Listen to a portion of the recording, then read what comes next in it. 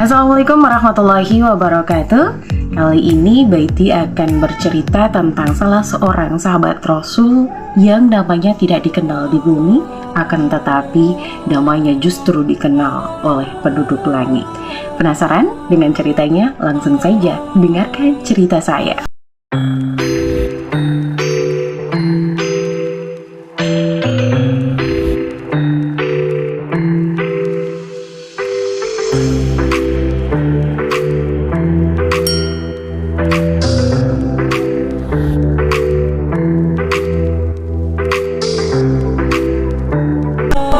Pada zaman Nabi Muhammad SAW, ada seorang pemuda bermata biru, rambutnya merah, pundaknya lapang panjang, berpenampilan cukup tampan, kulitnya kemerah-merahan, dagunya menempel di dada, selalu melihat pada tempat sujudnya.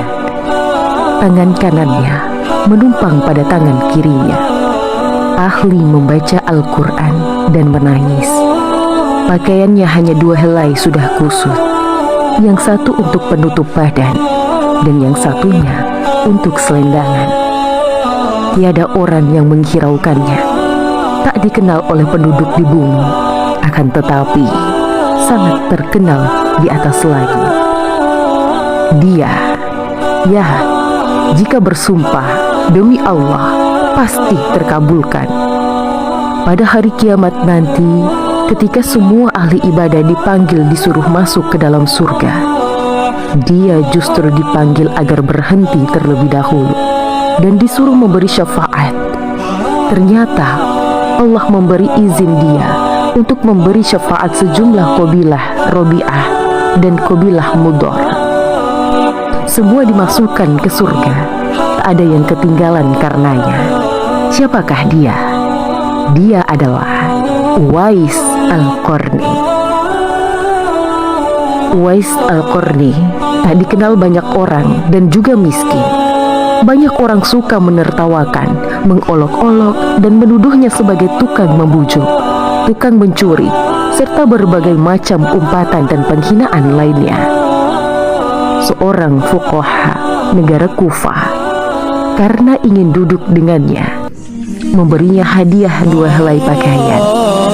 Akan tetapi tak berhasil dengan baik, karena hadiah pakaian tadi diterima lalu dikembalikannya kembali.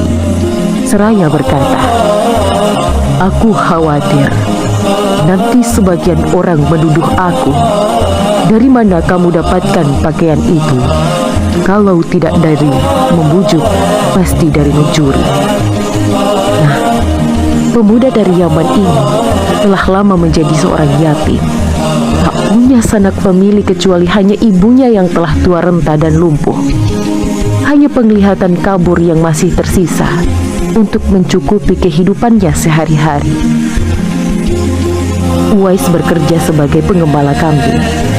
Upah yang diterimanya hanya cukup untuk sekadar menopang kesehariannya bersama sang ibu.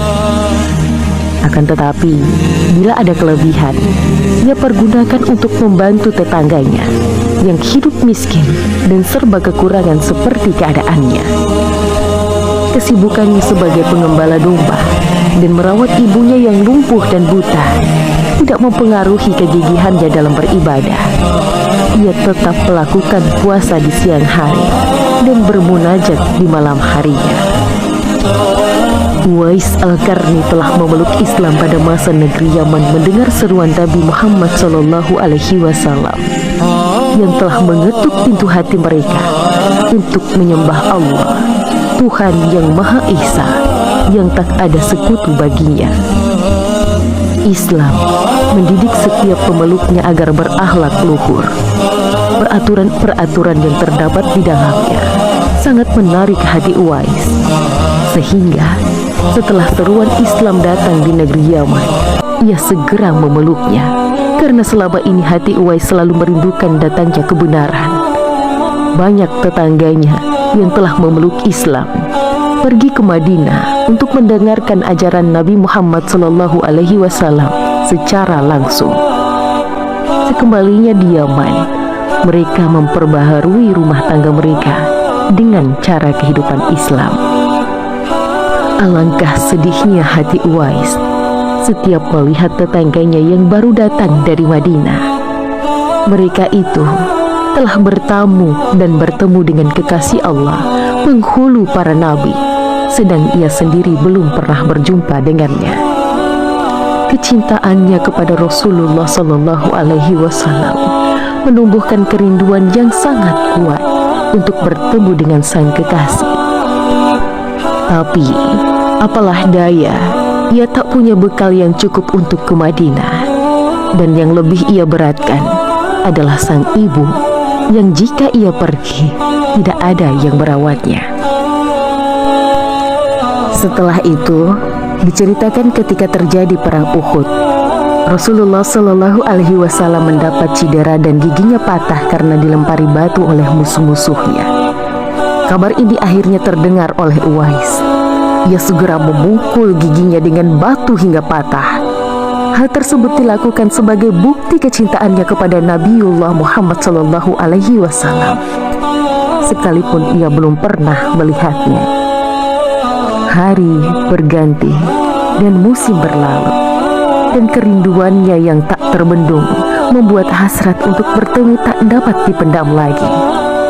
Uwais merenungkan diri dan bertanya di dalam hati, kapankah ia dapat menziarahi nabinya dan memandang wajah beliau dari sangat dekat?